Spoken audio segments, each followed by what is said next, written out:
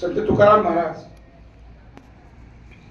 ज्या ठिकाणी सावित्रीबाईंचं इथे शिक्षण झालं, त्या सावित्रीबाई फुले, ज्योतिराव फुले, छत्रपती शिवराय, छत्रपती संभाजी महाराज, महामानव बोधिसत्व डॉक्टर बाबासाहेब आंबेडकर, अण्णाभाऊ साठे, अमर शेख, आमचे सर्व पूर्वसुरी ज्यांनी या फाशिझमच्या विरोधामध्ये लढताना रक्त सांडलं, ते आमचे अण्णा गोविंदराव पानसरे, दाभोळकर, कलबुर्गी, आमची बहीण, या सर्वांची आठवण मला येते विचारपीठावर. अत्यंत आमचे ज्येष्ठ मार्गदर्शक बाबाजी बसलेले आहेत. खरं तर आपल्या चळवळीत अशी प्रथा नाही ही दर्शन घ्यायची. वारकरी संप्रदायामध्ये ती सोय आहे. पण तुम्ही जी चळवळ सुरू केलेली आहे ती विद्रोही सांस्कृतिक चळवळीच्या या साहित्य संमेलनामधनं मी आता उद्घोष करून संपूर्ण महाराष्ट्रामध्ये पुरोगामी लोकांना सांगणार आहे की जिथं जिथं गावात काम करतात ती गावं जातीभीत करा. खूप मोठं काम या नगरमध्ये येताना हे तीन ज्या गोष्टी आहेत त्या मला माहित होतं की नगरमध्ये मला हे बोलायचे, पण ते तिथं डायरेक्ट मिळालं. तर आपण सगळेजण या ठिकाणी जमलेला विचारपीठावरची सगळ्या माणसं तुम्हाला ओळखीचे आहेत, त्यामुळे कोणाचं नाव घेत नाही. इथे माणुसकीच्या शाळेचे आमचे संचालक बसलेले आहेत. ते जनरली कामातच असतात, आता हे कामच करतात. संध्याताई आहेत, सगळे मोठी माणसं इकडे बसलेले आहेत. तुम्ही माझा जो सत्कार केला आणि मला सांगितलं की आता तुम्ही ही जबाबदारी घ्या, आणि मी एवढा मोठा असतो तर मी इथं असतो का? आणि एवढी जर माझी ताकद असते, एवढा जर मी शान असतो तर नवीन काहीतरी काढत असतं की शोध. मित्रांनो, भावंडांनो, माझ्या परिस्थिती किती भयानक असली तरी सुभाष लांडेंच्या सोबत मी आहे. ते जो हौसला आहे, ते जो दुर्दम्य आशावाद जो आहे तो या माणसाला सुटलेला नाही. माझं तेच आहे, काळोख आहे. पण या काळोखामध्ये जर आपल्याला काही करायचं असलं तर सगळ्या मेंदूंना एकत्र करून त्याचं बरोबर एक बॅटरी बनवावी लागेल आणि त्या बॅटरीच्या प्रकाशामध्ये भविष्य बघावं लागेल. हे एकट्याचं काम नाही. पूर्वीसारखा समाज उरलेला नाही. पूर्वी महात्मा फुले यायचे, सावित्रीबाईंना घ्यायचे, समाजाला दिशा द्यायची, लोक ऐकायचे. बाबासाहेबांनी केलं, बाबासाहेबांना लोकांनी ऐकलं. बाबासाहेबांनी नुसता आदेश दिला तरी आम्ही पाण्यासाठी दगडगोटे खाल्ले. आम्ही वाटेल ते कष्ट सोचलं बाबासाहेबांसाठी. बाबासाहेब, आम्हाला माहित होतं की बाबासाहेब बोलतात ते खरं आहे. आता कुणी एकटा माणूस महामानव जन्माला येणार नाही. आपल्याला आता सामूहिक मेंदूनही काम करावं लागणार आहे आणि तो सामूहिक मेंदू आपल्या सगळ्यांचा असला पाहिजे. विचारधारा वेगवेगळ्या आहेत लोकांच्या, पण शत्रू तुम्हाला वेगळा समजत नाही. जो शत्रू एकाच वेळेला अण्णांवर गोळ्या झाडतो एक कम्युनिस्ट आहे. त्याच वेळा तो शत्रू दाभोळकरांवर पण गोळ्या घालतो. त्यांच्या नजरेत हे दोन माणसं वेगळे नाहीत. त्यामुळे या देशामधले आंबेडकरवादी असतील, समाजवादी असतील, साम्यवादी असतील, पर्यावरणवादी असतील, स्त्रीवादी असतील, हे सगळ्या लोकांच्या नजरेमध्ये, त्यांच्या नजरेमध्ये हे सगळे लोक एक आहेत.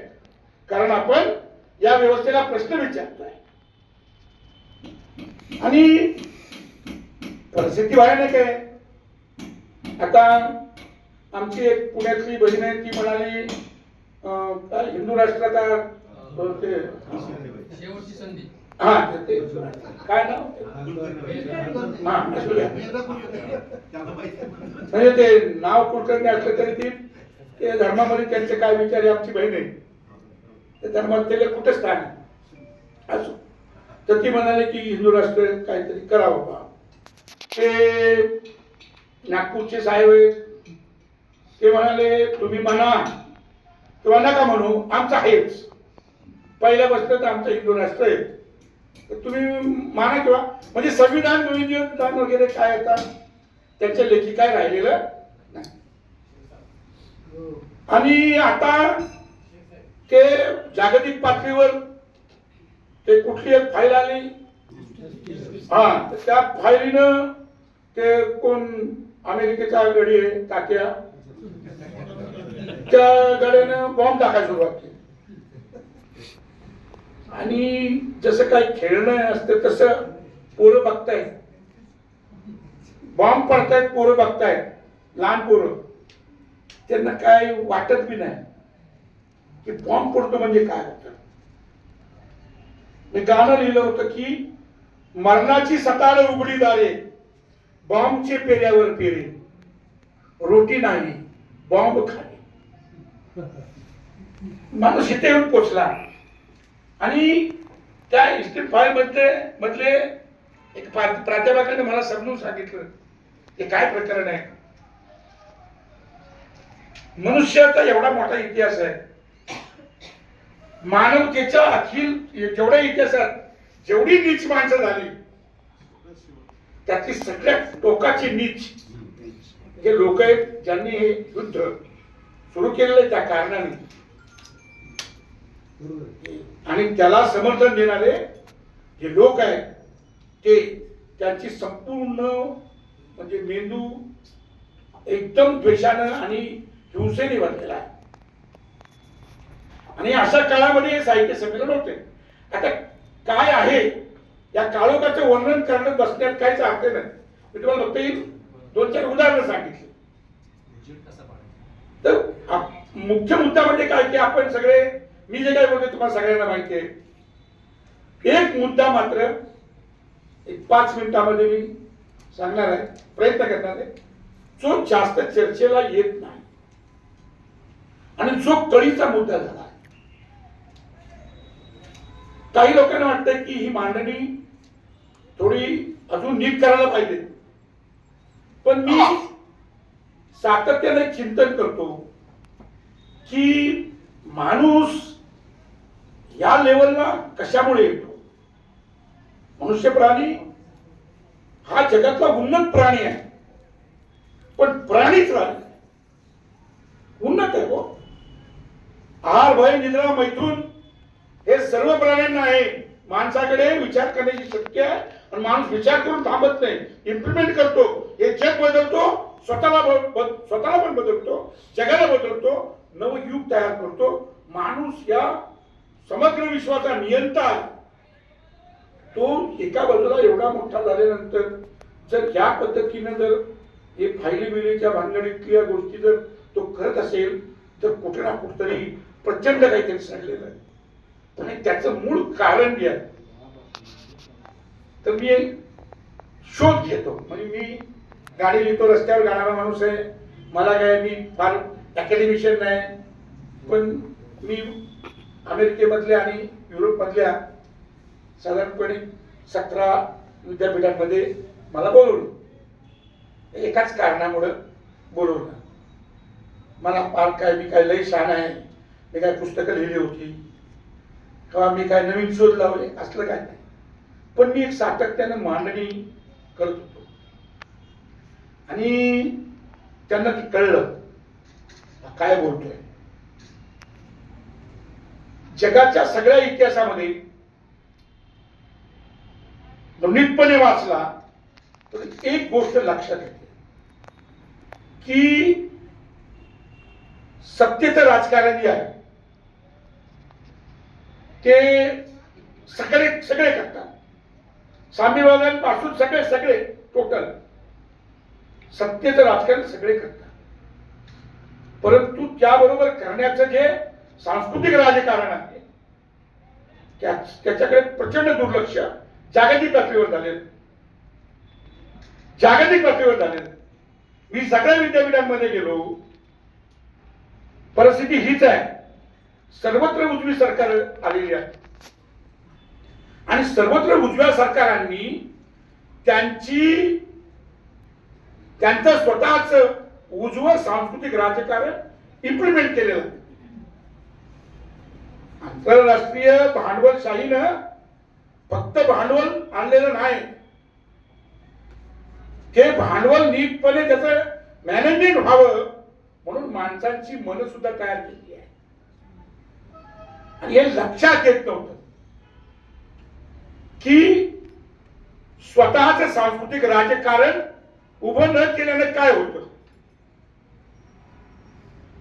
आपल्या देशामध्ये स्वातंत्र्याची एवढी मोठी चळवळ झाली आणि स्वातंत्र्य मिळालं, परंतु स्वातंत्र्यामुळे काय झालं की जे मानव समूह सत्तेच्या दायऱ्यामध्ये नव्हते ते आले सत्तेवर. शेती व्यवस्थेतल्या ज्या जाती आहेत त्या सत्तेवर आल्या. 70 वर्ष त्यांनी काँग्रेसच्या आधिपत्याखाली राज्य केलं, पण त्यांनी स्वतःच सांस्कृतिक राजकारण उभं केलं नाही. त्यांनी दरवाजा ओपन ठेवला. या आणि स्लीपर सीट्स ज्यांनी या स्वातंत्र्याला विरोध केला होता, संविधानाला विरोध केला होता. आता मी सातारचा आहे आणि आमच्या अण्णा कोल्हापूरची, त्या भागात प्रतिसरकारची चळवळ झाली. सुभाषराव मी ज्या गावचा आहे ना, त्या गावामध्ये महात्मा गांधीजींचा खून झाल्यानंतर त्या गावाच्या बाजूला भयंकर मोठं म्हणजे जळीत जाळपोळ झाली. एवढं सगळं केलं होतं ना, आणि ती वाईट होती, समर्थन करत नाही. कुठल्याही मानव समूहावर अशा प्रकारचा एकटा घालून हल्ला करू नये या विचारानं मी आहे. पण त्यांनी जे काही कामं केली होती प्रतिसरकारच्या वेळेस, जे पोलिसांचे खबरी बनवून कामं केली होती, ते तिकडचे लोक चिडून त्यांनी ते झालं होतं. एवढं सगळं केलं होतं, सत्ता आली, परंतु ज्यांनी स्वातंत्र्याला आणि संविधानाला विरोध केला त्यांचे स्लीपर सेल्स हे स्वतःचं सांस्कृतिक राजकारण तयार करून आतमध्ये शिरले. आणि आपण आपली सत्ता आहे या भ्रमामध्ये आपले लोक आपलं स्वतःचं सांस्कृतिक राजकारण उभं न करता त्यांच्या सांस्कृतिक राजकारणाला एक रस्ता मोकळा करून दिला. ते आतमध्ये आले, स्लीपर सेल सारखे ते निर्णायक क्षेत्रामध्ये पोहोचले. आणि अलीकडे राजीव गांधींचे सुपुत्र राहुल गांधी हे महाराष्ट्रामध्ये आले होते, आपल्या कोल्हापूरला. त्यावेळेला त्याच्या आधी मुंबईला आले होते. त्यावेळेला त्यांनी म्हटलं की तुम्हाला भेटायचंय. मी 15 मिनिटं त्यांना भेटलो. तर ते बोलले क्या करना चाहिए स्थिती में. तर मी म्हणलं एवढं वेळ सोपं आहे इतकं सोपं आहे काय म्हणलं. अरे म्हणलं ते काय करायचं ते सोडा. म्हणलं तुमचा पक्ष आहे ना, अख्खा सरंजामी फ्युडल लॉर्ड्सनी भरलेला आहे. तुम्ही एवढे व्यवस्थित विचार करताय, मला तुमच्याबद्दल म्हणजे रिस्पेक्ट आहे. पण ते अख्खं प्रकरण काय बघा. काँग्रेसनी स्वतःच सांस्कृतिक राजकारण उभं न केल्यामुळे 70 वर्षानंतर प्रतिक्रांतीला तोंड द्यावं लागत आहे. हीच गोष्ट चळवळींची पण आहे. आता काय वर्णन करत नाही. कम्युनिस्ट पक्ष इथे 1925 ला उभा राहिला. भान होतं की सांस्कृतिक लक्ष दिलं पाहिजे. लाल मोठा कलापत्र तयार केलं. संयुक्त महाराष्ट्रामध्ये आमचे शाहीर लढले. पण कम्युनिस्टांनी सुद्धा साम्यवाद्यांनी स्वतःच सांस्कृतिक राजकारण, भारतीय पर्यायी सांस्कृतिक राजकारण उभं केलं नाही. म्हणून एकच स्त्री आहे. हा, हे आमचं सांस्कृतिक राजकारण बरोबर. अशा काही अनेक गोष्टी आहेत जे आम्हाला सांगितलं ते आहे ना, ते कशाच आहे प्रतीक, त्याचा सांस्कृतिक राजकारण उभं न करण्याचं. मी रशियाचं पहिला क्रांती झाली आणि संपूर्ण संपूर्ण मानव जातीच्या मुक्तीचा विचार होता आणि सांस्कृतिक राजकारण उभं केलं नाही.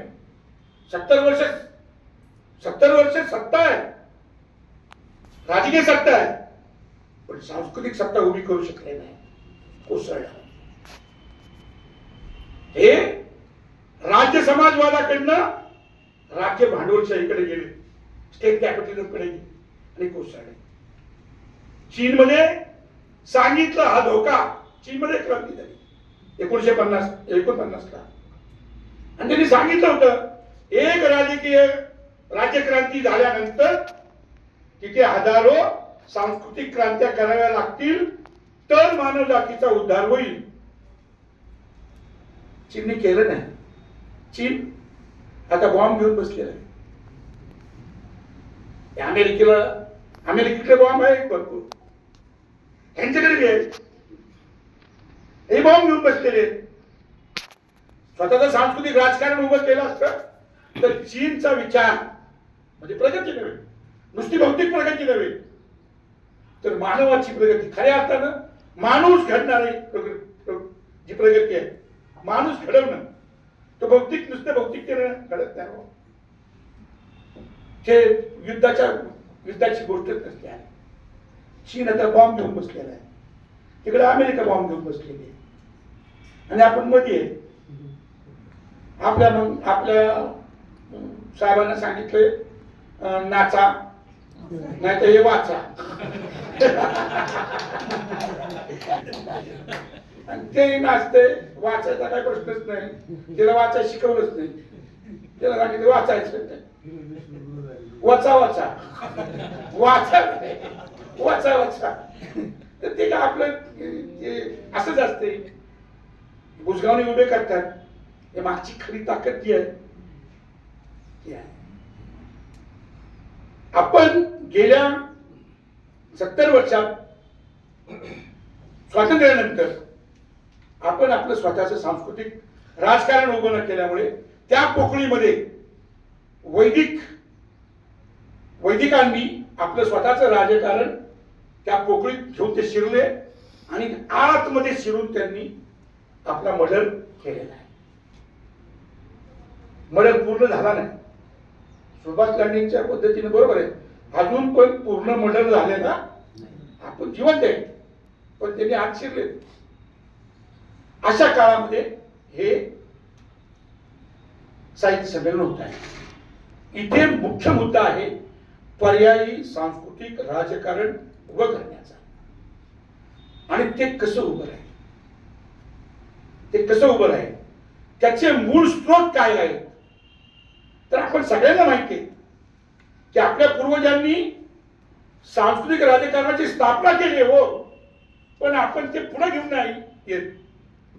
बुद्धानं तत्वज्ञानाच्या क्षेत्रामध्ये जगाला दिशा दिली. जगाला बुद्धानंतरचे सगळे धर्म हे बुद्धाच्या सावलीत उभे राहिले. तो एवढा महत्तम क्रांतिकारक विचारवंत या देशाने दिला.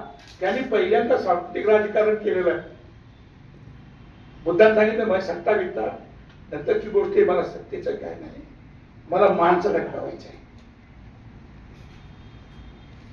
आणि जे तत्वज्ञान दिलं त्याचा प्रभाव आजपर्यंत बाबासाहेबांसारख्या माणसांना बुद्ध स्वीकारावा असं वाटतं. ते सांस्कृतिक राजकारण त्यांनी केलेलं आहे. भक्ती चळवळीचं तुम्ही नीट विश्लेषण करा. अहो मध्ययुगामध्ये बाई बाहेर निघू शकत नाही, त्याच्यामध्ये ती जनाई बाहेर निघते, जनाबाई, आणि ती बोलते मी चल मला यशोमान विठ्ठलाचं घर निघाल चल. हा विद्रोह सांस्कृतिक आहे. ते फक्त काय अभंग लिहित नव्हते, त्यांनी जी जीवन मूल्य समाजाला दिली त्यातनं जाणीवा आणि नेणीवा घडल्या. त्याच्यावर छत्रपती शिवाजी महाराजांनी ते सगळे मानवी संबंध कसे असावे आणि त्याचं मॅनेजमेंट कसं असावं असं राज्य स्वराज्य उभं केलं. म्हणजे संतांनी जी जाणीवा नेणीवांची जी चळवळ केली होती त्याच्या पायावर छत्रपती शिवाजी महाराज उभे राहिले. म्हणून या महाराष्ट्रात नव्हे तर या जगात पहिलं राज्य जे खऱ्या अर्थानं अशा जाणीवा नेणीवांच्या पातळीवर त्या पायावर नव्या सांस्कृतिक राजकारणावर उभं राहिले राज्य होतं स्वराज्य. मध्ययुगामध्ये बाहेरचा व्यापार करू देणार नाही. अण्णांनी खूप चांगलं सगळं लिहिलेलं आहे. मी शिवाजी अंडरग्राऊंड अण्णांनीच मला सांगितलं की असं काहीतरी कर बाबा. शिवाजी महाराज मध्ययुगात असा राजा निर्माण होतो कारण त्याच्या पायाशी त्या स्वराज्याच्या तळात पाया त्याचा जो आहे तो सांस्कृतिक राजकारण आहे. संतांचं आध्यात्मिक समतेची मागणी केली आणि भौतिक समतेकडे जाणारं स्वराज्य उभं राहिलं. आणि त्यानंतर ही प्रतिक्रांती अगोदरच राहतात. पेशवाची प्रतिक्रांती काय झाली, त्यांनी काय झालं ते तुम्हाला माहिती आहे सगळं. बुद्धाच्या काळामध्ये बदल्या सांस्कृतिक राजकारणाच्या पायावर अशोकाचं साम्राज्य उभं राहतं. हा इतिहास तुम्हाला सगळं माहिती आहे. फुल्यांनी जे काम केलं, बाबासाहेबांनी जे काम केलं, क्रांती आहे. आता या क्रांतीच्या पायावर उभे राहिलेलं सगळं जे काय आधुनिक होतं ते पुन्हा मनुस्मृतीच्या. आता दोनच प्रश्न आहेत, एक मनुस्मृती की संविधान. आणि ती आमची बहीण जी पुण्याची आहे ती बोलते मला मनुस्मृती पाहिजे. एक स्त्री आणि एक स्मिताजी जैवनी मधली एक पोरगी नाही का, ब्राह्मणवाद जिंदाबाद म्हणून घोषणा ती पोरगी मला वाटते अशी ब्राह्मण म्हणजे त्या ब्राह्मणी विचारांनी बाहेर असले पण जन्मानं ब्राह्मण नाही. त्यामुळे सगळे ब्राह्मण जन्माने काही म्हणून ते चुकीचे आहेत असं माझं काही मत नाही. पण ती पोरगी स्वतः एका म्हणजे तथाकथित खालच्या खडातली आहे. ही सगळी मागणी आता होती आणि म्हणून आता आपल्याला एक आपली मुळं शोधण्याची गरज आहे.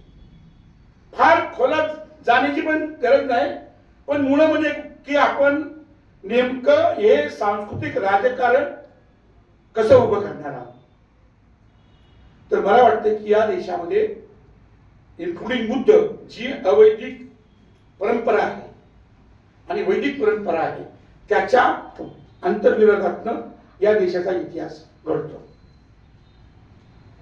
आणि म्हणून अवैदिक परंपरेमधली जी सगळी मानवी मूल्य आहेत त्या मानवी मूल्यांना एकत्र ठेवून, जसं की आम्ही एक प्रयोग केला माणुसकीच्या शाळेचा. तो माणुसकीच्या शाळेचा प्रयोग काय होता, त्यातलं काय फार मोठी गोष्ट परिवर्तन घडणार होतं, पण आम्हाला ते करायचं होतं. का तर लोकांना कळलं पाहिजे की ही आहे हे या काळाचं सांस्कृतिक राजकारण आहे.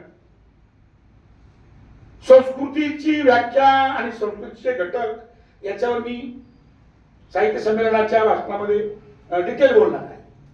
हेजिमनी जी सांस्कृतिक हेजिमनी कशी घडते, कल्चरल हेजिमनी कशी घडते त्याची बऱ्यापैकी मांडणी झालेली. परंतु ही जी अवैदिक परंपरा आहे त्या अवैदिक परंपरेचा पाया रचून आपल्याला नवं सांस्कृतिक राजकारण उभं करावं लागेल. त्यातून फक्त सांस्कृतिक राजकारण उभं करून चालत नाही. ते जे सांस्कृतिक राजकारणाची जी मूल्य व्यवस्था आहे ती मूल्य व्यवस्था टिकवून ठेवणारी राज्य व्यवस्था आपल्याला निर्माण करावी लागेल. आणि त्या राज्य व्यवस्थेचा पाया हा अवैदिक असला पाहिजे. आज संघ परिवारानं जे केलेलं आहे त्याच्या पहिलं त्यांनी काय केलं बघा. सगळ्यांना इतिहास माहिती आहे. 48ला महात्मा गांधींचा पुन्हा 60-65 पर्यंत एकदम चूप होते, बोलतच नव्हते.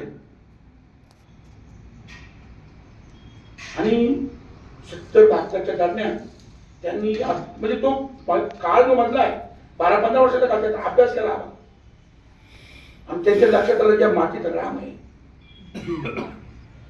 आणि ते महाराष्ट्र प्रयोगशाळा आहे, त्या प्रयोगशाळेत पहिलं ते गदी बांडुळकर आणि सुधीर फडके यांनी मिळून ते गीत रामायण सुरू केलं. आणि ते गावागावांमधनं पहिलं रेडिओमध्ये ते हेजिमनी होती ना, कल्चरल हेजिमनी त्यांनी पकडलं होतं.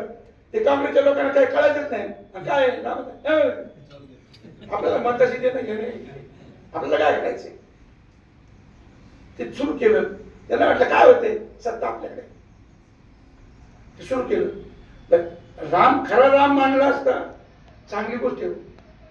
तो बरोबर वैदिक पद्धतीनं रामाची मांडणी केलेली आहे आणि ते सगळं आलं. त्यानंतर गीत रामायण सुरू झाले. गीत रामायण सुरू झाल्यानंतर हळूच जर रामावरच काम करत असेल तर पहिले मुसलमान पकडा. आता काही देणं घेणं नाही. रामाचा आणि मुसलमानाचा काय काय दूर दूर संबंध नाही. मनामध्ये राम होते, इस्लाम कधी जन्माला आला, पण बरोबर त्यांनी काय केलं की बाबरी मस्जिद पकडली होती आणि त्या बाबरी मस्जिदचा हे करण्याच्या अगोदर ते प्रचार करत होते. हा प्रचार करत होते ते असं एक व्हीसीआर यायचा त्याच्यामध्ये बघा, जे लांब लांब शेड हे होतं ते टाकायचे, ते सिनेमा बघायचे. त्याला काय व्हीसीआर हो. आणि त्याचा सगळा अभ्यास सिलिकॉन व्हॅली मध्ये झाला. म्हणून मी गाण्यामध्ये लिहिलं सिलिकॉन के व्हॅली में भाई सियाराम का मार्केट आहे भाई. आणि आसाम मध्ये त्याचं सेंटर होतं, ट्रेनिंग सेंटर. आणि ते बाजारांमध्ये दाखवलं त्यांनी, आठवडे बाजार असतात ना त्याच्यामध्ये दाखवलं. आणि झालं सुरू. बाबरी मस्जिद पाडली. बाबरी मस्जिद पाडली हा त्यांच्या सांस्कृतिक राजकारणाचा विजय पहिला आणि सेक्युलर लोकांच्या राजकारणाचा पहिला पराभव स्वातंत्र्यातला. आणि ज्यावेळेस ही बाबरी मस्जिद पाडली 7 त्यावेळेस माझा एक दिवंगत कामगार नेता मित्र होता संजय सिंघवी.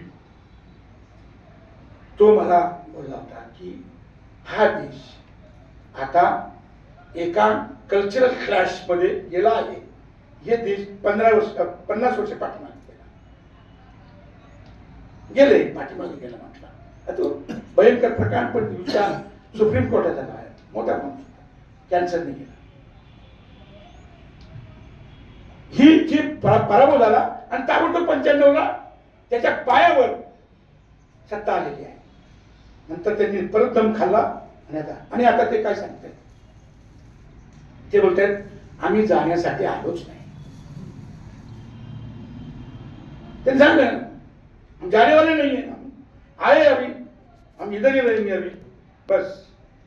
आणि बाकीचे लोक मोठ्या प्रमाणामध्ये हे सगळं घडत असताना सगळं पॅक आहे.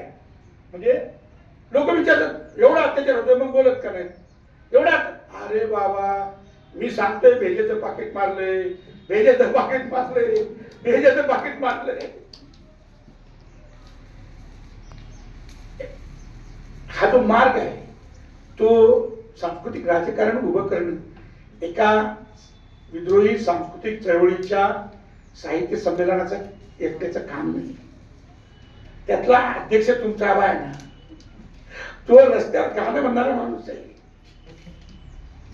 लय साधा माणूस आहे मी. मला खरंच काय कळत नाही, पण मला कळत नाही हे मला कळत.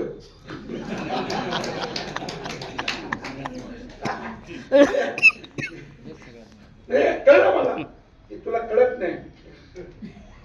ही गोष्ट मला सांगायचा मोह होतो. किती वेळा मला माहित नाही माणसं उपाशी आहेत. एक राजा असतो राजा, त्याला एक असते पोरगी, एक पोरगी एकच. ते राजा तर पोरगी मोठी होती, वयात पोरगी आली की बापाला कुठल्याही बापाला वाटतं की बाबा हे जर लग्न केलं पाहिजे, तो त्या पोरीला विचारतो की बेटा म्हणे लग्नाचं वय झालं म्हणे तुझं, तर मग आता कसं काय लग्न करायचंय, तुझी काय इच्छा आहे, तुझं काय कुठं म्हणजे राजा जरा पुरोगामी होता, तुझं काय कुठं अफेअर वगैरे आहे का? तर ती म्हणली नाही पप्पा काय तसलं काय नाही, पण म्हणलं ते लग्न करायचं ते तुझी काय आवड निवड. म्हणलं या ना पप्पा तुम्ही ठरवा, मला काय नाही, तुम्ही म्हणाल कसं. तरी पण वडील जरा चांगलेच, म्हणले बेटा काय ना काहीतरी इच्छा असेल म्हणे. तर म्हणले मला 32 गुण असलेल्या पुरुषाबरोबर लग्न करायचे. आता वडील आणि पोरीचा हट्ट म्हणजे पोरीची इच्छा, हट्ट नाही इच्छा. म्हणला याला काय मी राहिलं आहे, ताबडतोब 32 गुणाचे गडी आणून त्यात एक सिलेक्ट करून टाकू लग्न. ते जर त्या प्रधानाला बोलवतात ते बोलतात जाय हे 32 गुणाचे सगळे गडी पकडून आणा, त्यात सिलेक्ट करून मग बघू काय करायचं. ते राजधानीत फिरते, लय फिरते, 5, 14, 15, 16 लय झालं तर 17 गुणवाले भेटतात. माणूस शहरात येतो तर सगळे गुण जातात त्याचे. खराब होतो. इथं काय भेटत काय, मला जा खेड्यात हे सगळी खेडी फिरते फिरते फिरते लय झालं तर 22, 23, 24 पलीकडे गडीच मिळाला. राजाला राग येतो, अरे बोलतोय मी पोरीचं लग्न आणि तुम्ही 32 गुणाचे गडी आणत नाही म्हणजे. प्रधान नाही येतो आता 15 दिवस येतो, 15 दिवसात जर नाही गेलं तर तुझा मग तुला मी फासावर चढवणार. अरे बोलला कुणाचं लग्न कुणाचा जीव घेतो. त्याला घोडा बिडा तो फिरतो आणि 14 दिवस जातात, 13 दिवस जातात. 14व्या दिवसात बोलतो उद्या राजधानीत जायचं आणि मरायचंय. तर मला आता 14 दिवस आता लय थकलो म्हणून घोडा झाडाला बांधतो आणि तिथे त्या धुळीमध्ये मग तो मरणाच्या अगोदर एक शांत झोप घ्या, मग तो झोपतो. तर आदिवासी पोरं खेळत खेळत येतात, ते बघतात ते एवढे चांगले कपडे, धुळीत झोपलाय, घोडा एवढा चांगला. अरे म्हणलं पाहुणे उठा म्हणे, काय धुळीत झोपला म्हणे, कोण रे? अरे म्हणलं मी परदा नाही. म्हणलं तुझं बारदान काय झालं? मला काय सांगू, माझ्यावर अशी परिस्थिती आलेली आहे, 32 गुणाचा गडी घावला. पोरं एकमेकांकडे बघतात, म्हणले आहे गडी आहे. आणि म्हणलं पहिला आणा त्याला, काय आणतात त्याला अर्धान गडी गावला.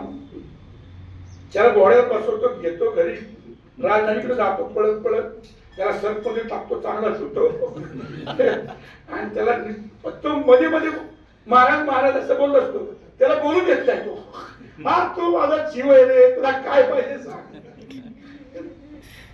दुसऱ्या दिवशी सकाळी 11 वाजता दरबारात घेऊन जायचं, गड्याला घेऊन जायचं, चांगली कापड बिपडं राजबिंडला गडी झालेलं आहे. आणि त्या दरबारात पाऊल टाकणार तेवढे तुमचा महाराज काय प्रश्न बोलायचा प्रयत्न करतो, तुम्ही मला बोलू देत नाही, तुमचा जीव वाचल्याच्या आनंदात मला तुम्ही बोलू देत नाही. तर मला काय बोलायचं तुला? मला मी रातभर विचार केला आणि मी मोजतोय 30 गुण घातल्या, 2 नाही. अरे मला वाद्या आधी सांगायचं होतं. पण राजाला खुश असतो राजा, कारण मिळालं ना बुड मध्ये असते. तो बोलतो का जाऊन सांगा म्हणे, राजे जरा एक गडबड आहे. मला काय रे? मला 32 नाही 30 आहे. चालायचं 19-20 चालते, काय नाही 2 नाही ना. पोरीला विचारतो ते 2 नाही 2 गुण नाही. म्हणले पप्पा तुम्ही म्हणताल कसं, लग्न बिग्न ऍडजस्टमेंट असते, तसं काही जास्त काळ नीट चालत नाही असं. ते बोलतो की ठीक आहे 2 नाही ते तरी पण घेऊन त्याला उभा करतात. राजा बोलतो 30 गुण कुठले ते नको सांगू, 2 कंचे नाही तेवढे. काढला. काय राजा म्हणून प्रॉब्लेम माझा असा आहे का मला कळत नाही. तुला कळत नाही म्हणजे तुला ज्ञान नाही का? तुला हा मला ज्ञान नाही. मला येड आहे का? तू राजे तर जावं होणार आहे. देशी दोषीचे पंडित पडले तेवढे पाहिलेला पास दरबारी पंडित त्यांना म्हणता आणतो मी तुला ज्ञानी करून टाकतो. म्हणला पहिला अवगुण म्हणजे गुण कुठला नाही तर म्हणला मला काय कळत नाही. काय म्हणला? मला काय. आणि दुसरा आपण कोणाचा ऐकत नाही.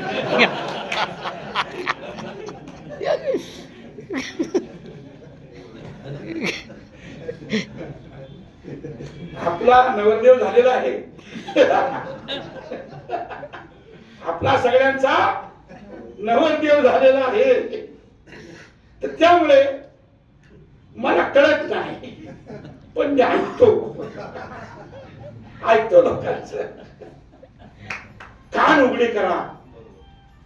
ज्या वेळेला फाशीजम येतो त्यावेळेला डोळे उघडे तर ठेवाच, मेंदू उघडा ठेवाच. मुख्य म्हणजे कान उघडे ठेवा आणि तोंड बंद ठेवा. हात चालू करा, काम चालू करा. ते काम त्यातलं एक छोटस काम म्हणजे हे साहित्य संमेलन आहे.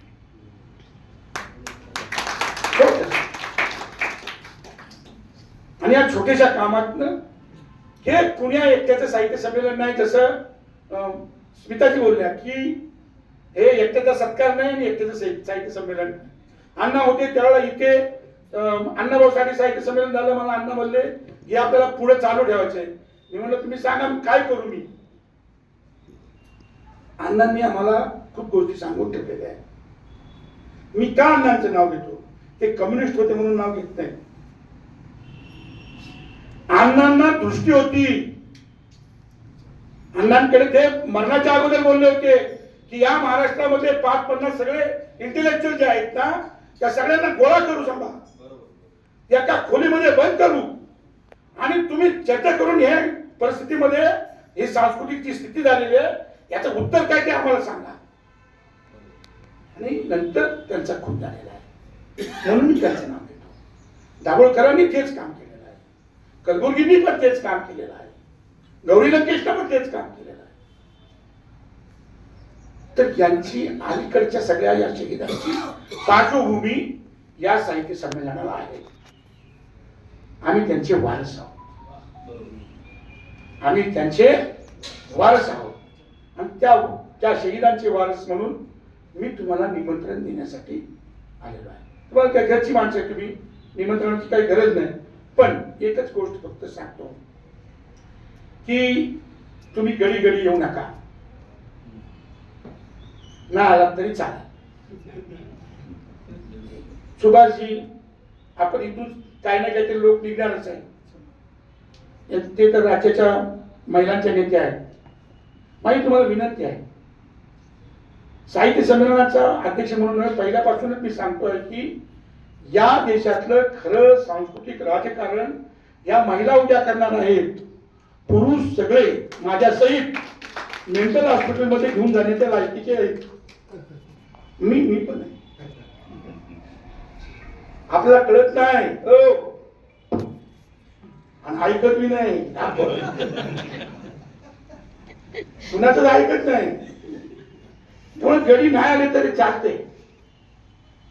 बायका निदान पोराचं तर ऐकतात. लहान मुलं असतात त्यांचं ऐकतात. काय पाहिजे बाबा बाप तर काय ऐकतात त्या. निसर्गाच्या जवळ आहे. आणि म्हणून या युगाचं नवं सांस्कृतिक राजकारण, पर्यायी सांस्कृतिक राजकारण या महिला घडवतील. आणि म्हणून 50% महिला 50% महिला आपण म्हणतो, पण या साहित्य संमेलनाला 50% जास्त महिला याव्यात म्हणून मी सगळीकडे जाऊन आवाहन करतो आहे. स्मिताजी तुम्हाला पण सांगतोय, तुम्हाला पण सांगतोय, येताना जरा मोठ्या प्रमाणामध्ये स्त्रियांना घेऊन या. जय भीम.